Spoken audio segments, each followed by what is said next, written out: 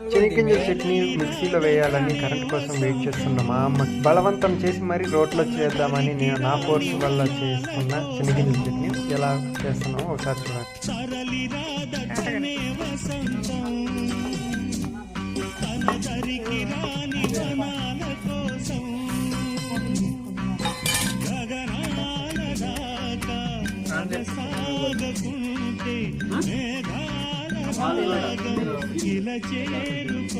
అమ్మంది ఇలా